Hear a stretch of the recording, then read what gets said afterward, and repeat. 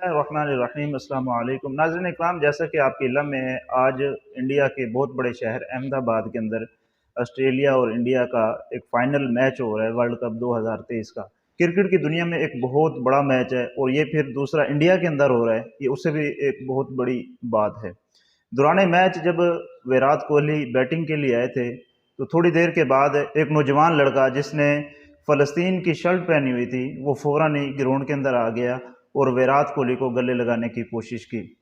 आपको याद होगा कि इंडिया इस वक्त इसराइल को फुल सपोर्ट कर रहा है हर मामले में, और जो इंडिया की आवाम है या ओवरऑल पूरी दुनिया के अंदर जितनी भी पब्लिक है वो इस वक्त पूरी की पूरी फ़लस्तीन के हक़ में है ह्यूमन राइट्स के नाम पर। और मुसलमानों का तो वैसे एक दीनी ताल्लुक़ है फ़लस्तीनी मुसलमानों के साथ। ओवरऑल आप पूरी दुनिया के अंदर भी देखें तो पूरी दुनिया के जो लोग हैं वो ह्यूमन राइट्स के नाम पर यानी इंसानी जानों का ज़िया हो रहा है, तो इस नाम पर वो पूरी की पूरी दुनिया, अगरचे उनका ताल्लुक़ किसी भी रिलीजन के साथ है, फ़लस्तीनियों के वो साथ हैं।